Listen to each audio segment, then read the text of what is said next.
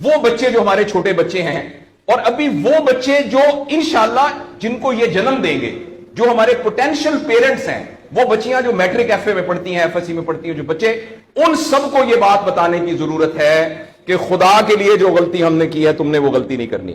اپنے value system کو ٹھیک کرنا ہے. میں نے سر ایک سٹڈی کی، ابھی وہ جاری ہے، تقریباً 1800 بچوں سے میں نے پوچھا تم کس جیسا بننا چاہتے ہو، اور یہ 8 سال سے کم عمر کے بچے کے. آپ یقین کریں بچوں نے جو کہا وہ یہ کہا میں میسی کی طرح بننا چاہتا ہوں جو فٹ بالر ہے. کسی نے کہا میں عاطف اسلم کی طرح بننا چاہتا ہوں. کسی نے انڈیا کے اداروں کا نام لیا. کسی نے نہیں کہا میں ابو بکر کی طرح بننا چاہتا ہوں. کسی نے نہیں کہا میں حضرت علی کی طرح بننا چاہتا ہوں. کسی نے نہیں کہا میں قائد اعظم کی طرح بننا چاہتا ہوں. کسی نے نہیں کہا میں عبدالستار ریدی کی طرح بننا چاہتا ہوں. ایک بچی نے صرف کہا کہ میں حضرت فاطمہ کی طرح. میں نے اپنے یوٹیوب چینل پہ اس کا بچی کا انٹرویو لایا. چھوٹی سی بچی نے کہا میں پارک میں پھر رہی تھی، میں نے کہا بیٹا تم کیا بننا چاہتی ہو؟ کہتی میں حضرت فاطمہ کی طرح بننا چاہتی ہوں. تو میرے دوستو، ہم نے اپنے بچوں کے رول ماڈل ہی غلط کر دیے. ہم نے اس لیے مجھے اور آپ کو بہت سیریسلی اس بات پر غور کرنا ہے. میں آپ سے عرض کروں، ساؤتھ افریقہ میں تتلیاں ختم ہو رہی ہیں، لہٰذا تتلیوں کی نسل کو بچانا بڑا ضروری ہے. اچھا، پانڈا ختم ہو رہا ہے، پانڈا کو بچانا بہت ضروری ہے.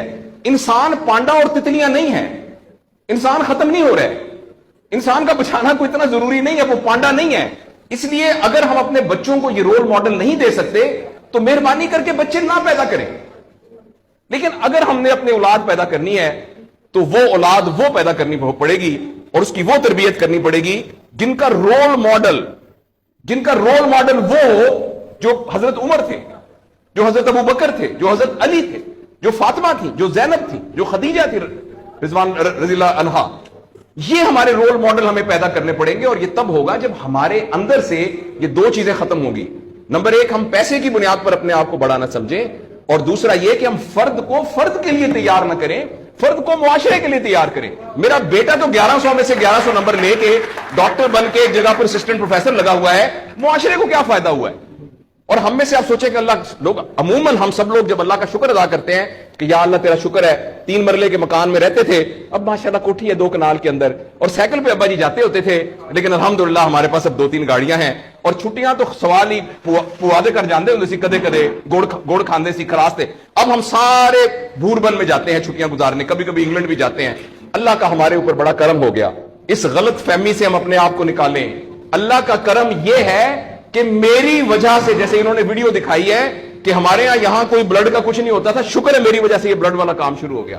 میں ڈاکٹر ہوں، یہ والی سروس یہاں موجود نہیں تھی، اللہ کا شکر ہے کہ یہ والی سروس اب یہاں موجود ہو گئی ہے. اللہ کا شکر ہے یہ ہو رہا ہے. سروس اورینٹڈ جب تک ہم اپنے بچوں کو نہیں ڈیولپ کریں گے، اس وقت تک میں آپ کو بہت دکھ سے اعلان کرتا ہوں، بڑی ہی تکلیف کے ساتھ، میں بہت آپٹمسٹ آدمی ہوں. میں یونیورسٹیوں میں جاتا ہوں، کالج میں جاتا ہوں، بچوں سے بات کرتا ہوں. اگر ہم نے اگلے فوری طور پر اپنے بچوں کی تربیت پہ توجہ نہ دی، اگلے 10 سال میں ایک ایسی نسل آنے والی ہے جن کو چائلڈہڈ ڈپریشن ہوگی، جن کو سوئسائڈل تھاٹس آئیں گے، جن کی سیکسول ٹریننگ بہت بری ہوگی، اور جن کے اندر ریلیشن شپ پرابلمز ہوں گے. اور یہ ہونے والا ہے، ہماری آنکھوں کے سامنے ہونے والا ہے. اگر آپ کے ہاتھ میں ایک موبائل ہے، آپ ابھی اپنا موبائل کھول کے فیس بک کھولے، جو پہلی 1.5 منٹ کی ویڈیو آئے گی اس میں ایک نیم برہنہ عورت ناچ رہی ہوگی. اگر آپ کے 8 سال کے بچے کو آپ نے موبائل دیا ہوا ہے، میں آپ کو یقین دلاتا ہوں اس نے ننگی عورتوں کو ناچتا ہوا دیکھ لیا ہے.